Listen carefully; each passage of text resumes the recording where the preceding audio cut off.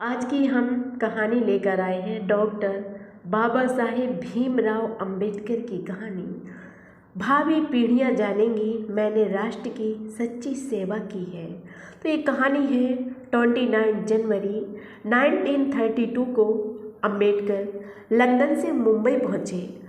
उनके साथ जहाज में ब्रिटिश सरकार द्वारा बनाई गई मताधिकार विचार समिति के सदस्य और मुस्लिम नेता शौकत अली भी यात्रा कर रहे थे। पुस्तक प्रेमी अंबेडकर अपने साथ 24 बड़े बक्से भरकर किताबें भी लाए थे। इससे पहले अपने साथी श्रीनिवासन के साथ भी काफ़ी बुक्स की पेटियां भेज चुके थे। सुबह 6 बजे बम्बई बंदरगाह पर उतरे। उनके शुभचिंतक साथी व अनुयायियों की हजारों की संख्या में उनके स्वागत के लिए पलक पावड़े बिछाए तैयार थे। समता सैनिक दल ने अपने नेता को सलामी देकर अभिवादन किया।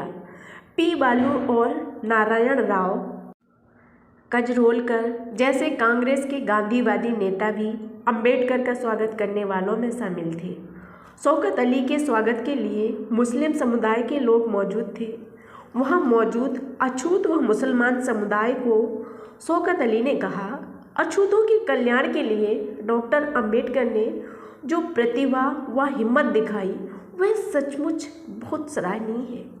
अंबेडकर मेरे छोटे भाई हैं। दोनों नेताओं का जुलूस साथ निकाला गया। शौकत अली भाई खाला तक, अंबेडकर का आगे परेल तक जुलूस निकाला गया। उस शाम परेल बम्बई में एक विशाल जनसभा हुई जिसमें 114 संस्थाओं की ओर से अंबेडकर को मान पत्र देकर उनके प्रति कृतज्ञता प्रकट की गई। अपने समाज का अपार स्नेह श्रद्धा व सम्मान पाकर अंबेडकर गदगद हो गए।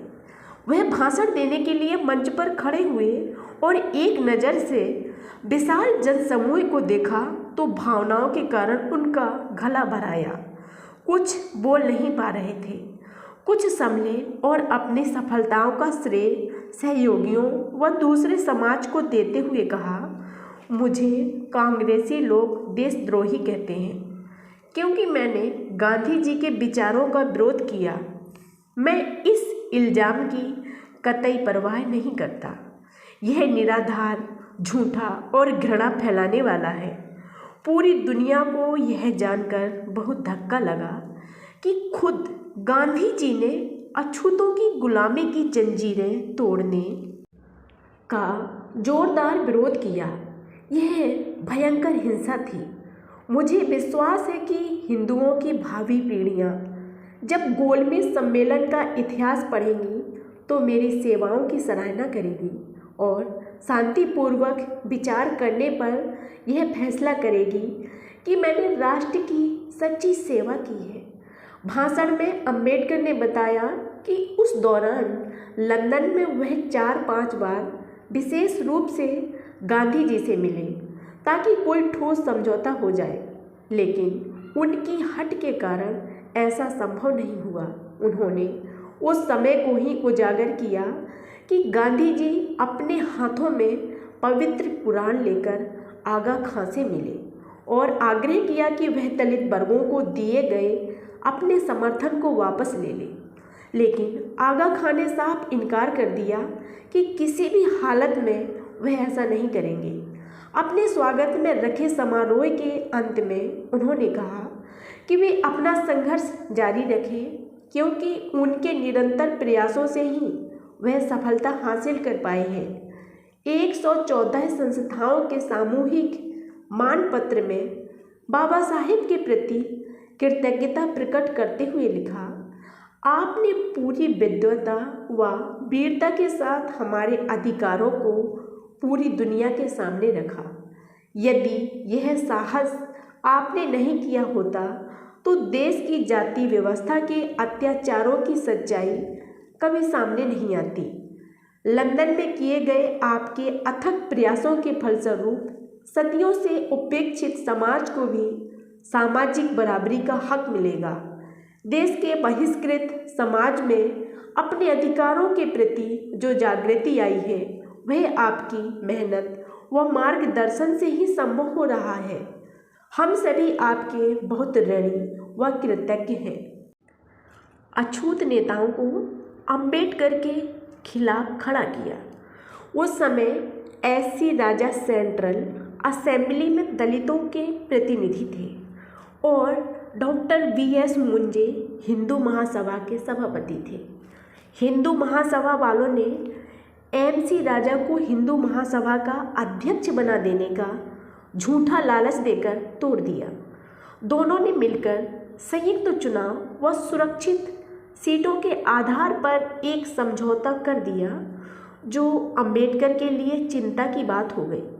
हालांकि पहले तो राजा ने भारत से लंदन में बाबा साहेब के समर्थन में टेलीग्राम भी भेजे थे और गांधी जी का विरोध किया था। राजा व उनके समर्थक संयुक्त चुनाव और सुरक्षित सीटों के पक्ष में थे, लेकिन राजा को गोलमेज सम्मेलन में नहीं बुलाया और गांधी जी अछूत नेता बन गए थे। शायद इसलिए वह नाराज थे और इसीलिए उन्होंने अपना अलग राह अलापा। राजा ने मुंजे का समर्थन लेकर इस संबंध में एक ज्ञापन का टेलीग्राम ब्रिटिश प्रधानमंत्री को भिजवा दिया। सेंट्रल असेंबली में राजा के अलावा अछूत समाज का कोई दूसरा सदस्य नहीं था और जब उन्हें गोलमेज सम्मेलन में आमंत्रित नहीं किया तो पीछे से ब्रिटिश सरकार को लिखा कि अंबेडकर अछूत वर्ग के सच्चे नेता नहीं है, वह तो अछूतों के एक अल्पसंख्यक गुट के नेता हैं। लेकिन राजा व मुंजे पैक्ट का देश के दलितों ने कड़ा विरोध किया, क्योंकि उन्हें सिर्फ अंबेडकर के नेतृत्व में भरोसा था। हिंदू भक्त अखबारों को तो मौका मिल गया और राजमुंजी पैक्ट को अखबारों में छाप भी दिया, जबकि अंबेडकर का विरोध करते रहे। दक्षिण में दलित जातियों के संगठनों ने अंबेडकर का स्वागत कर पृथक निर्वाचन का समर्थन किया और राजा मुंजे समझौते की निंदा की। 28 फरवरी 1932 को मद्रास में अंबेडकर का बड़े उत्साह से स्वागत हुआ। अछूतों के अलावा मुसलमान, ईसाई आदि समाज के लगभग 10,000 लोग स्वागत के लिए उमड़ पड़े। सभा में उन्होंने एम.सी. राजा के अलग रुख के बारे में स्पष्ट किया। भाषण के अंत में उन्होंने कहा कि अछूत समाज सामाजिक सुधार के साथ राजनीतिक सत्ता हासिल करने के लिए संघर्ष करे और किसी के बहकावे में न आए। जो आपके दुखों को समझते हैं उनकी ही बातों पर गौर करें। उन्होंने छुआछूत के कलंक को धो डालने का आह्वान किया और बताया कि अछूतों की दशा सुधारने वाले गौतम बुद्ध और रामानुज जैसे महापुरुषों की हिंदू समाज ने कैसी बुरी हालत कर दी है, यह हमेशा ध्यान रखें। देश की दशा जानने लॉर्ड लोथियन कमेटी का भारत दौरा। डॉक्टर अंबेडकर बम्बई आने के तुरंत बाद मताधिकार कमेटी की कार्यवाही में भाग लेने के लिए शिमला रवाना हो गए। इस कमेटी के अध्यक्ष लॉर्ड लोथियन थे। दिल्ली जाते समय रेल मार्ग पर जहाँ जहाँ रेलगाड़ी रुकी वहाँ दलित वर्ग के लोगों ने अपने नेता का शानदार स्वागत किया। नासिक, इगतपुरी, देवलाली, मनमाड़, भुसावल और झांसी स्टेशनों पर तो स्वागत कार्यक्रमों का आयोजन भी हुआ। मताधिकार समिति के साथ अंबेडकर पटना और कलकत्ता गए तो वहाँ भी शानदार स्वागत हुआ। दूसरी गोलमेज सभा के बाद लॉर्ड लोथियन की अध्यक्षता में इंडियन फ्रेंचाइज कमेटी भारत में यह जांच पड़ताल करने आई कि व्यवस्थापिका सभाओं में मेंबर चुनने का अधिकार किन लोगों को होगा, देसी रियासतों की हैसियत क्या होगी, मुसलमान, ईसाई, सिख और अछूतों आदि अल्पसंख्यकों की कौंसिलों में अपने मेंबर अलग चुनने का अधिकार दिया जाए या नहीं आदि विरोधियों ने कमेटी के सामने राजा और मुंजे ने अपना पैक्ट पेश कर दिया।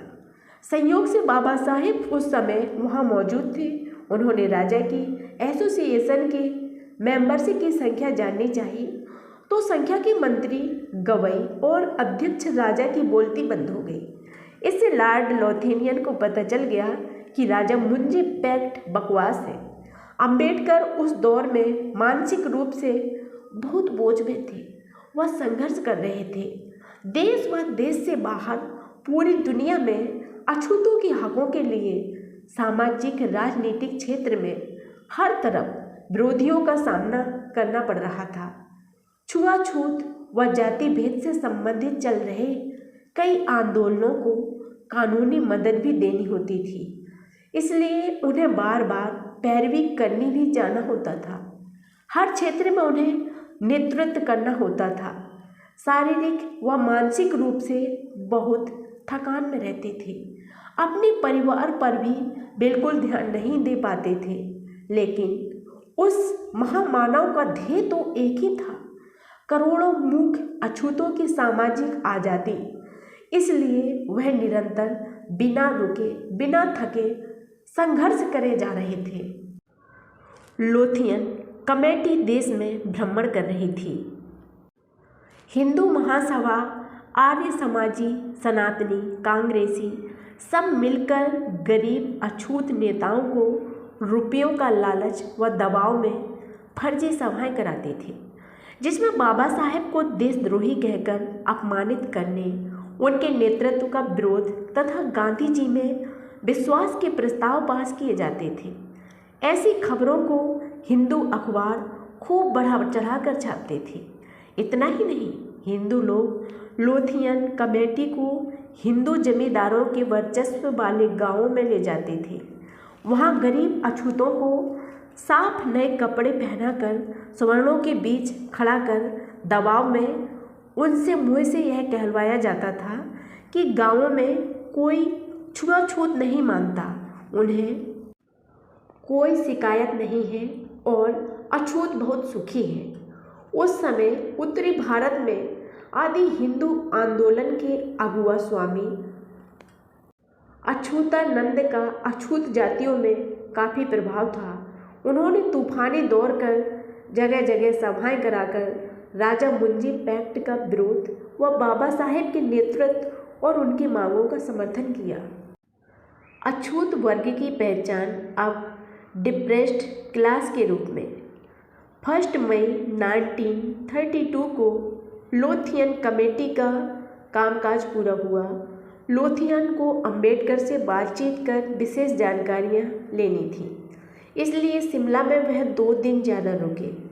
हिंदू सदस्यों के साथ कई मतभेद होने के कारण उन्होंने लोथियन कमेटी को अलग से निवेदन प्रस्तुत किया। आखिर लोथियन कमेटी का फैसला बाहर आया। इससे अछूतों को डिप्रेस्ड क्लास यानी अस्पृश्य या अछूत दलित वर्ग नाम दिया, जो बाबा साहेब की जीत थी। इससे पहले इंडियन लेजिस्लेटिव कमेटी के 1916 के फैसले, भारत के एजुकेशनल कमिश्नर मताधिकार, फ्रेंचाइज विचार कमेटी सभी ने अछूतों को अपराधी, कौम, चोर, वन्य जाति, आदिवासी में शामिल किया था। डॉक्टर अंबेडकर 4 मई 1932 को शिमला से बम्बई लौटे। इसके तुरंत बाद वह नागपुर के पास कामठी में पर होने वाले ऑल इंडिया डिप्रेस्ड कांग्रेस के अधिवेशन के लिए रवाना हुए। रास्ते में हर रेलवे स्टेशन पर उनका भव्य स्वागत किया गया। नागपुर स्टेशन डॉक्टर अंबेडकर अमर रहे के नारे से गूंज उठा। अधिवेशन में भारत के कोने कोने से लोग आए थे। गरीबी से जूझ रहे अछूत जैसे तैसे किराया भाड़ा चुकाकर अपने करिश्माई नेता को सुनने व अछूतों के उद्धार के भावी सपने बुनने वहाँ आए थे।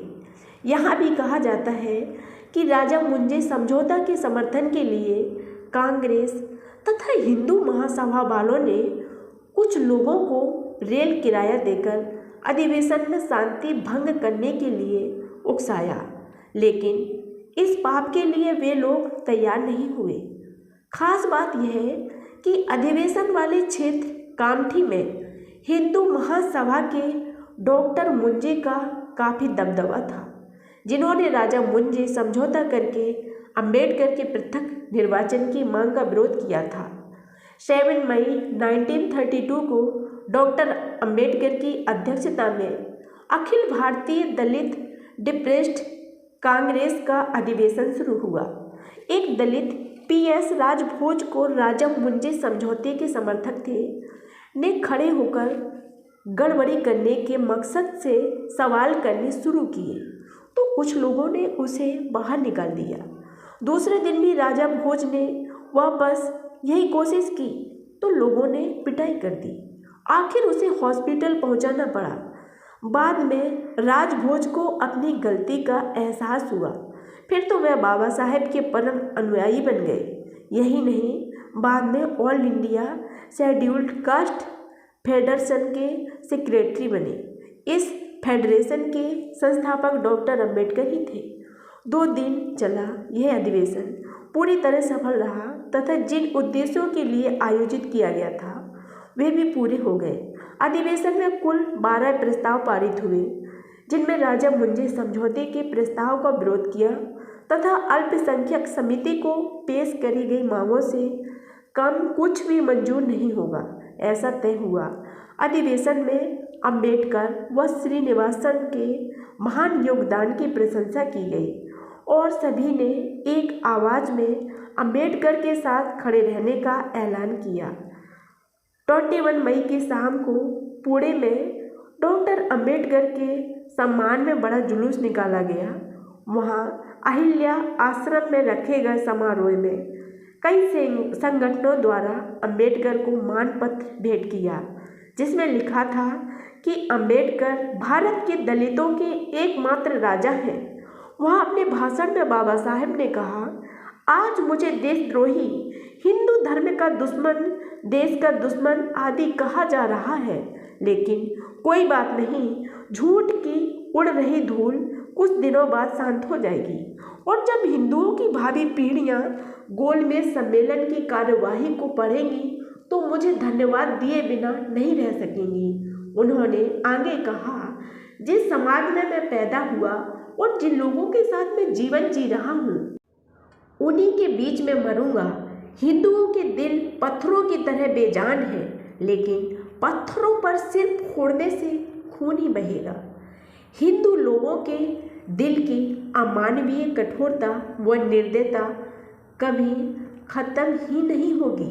इसलिए मैंने अपना विचार बदला है।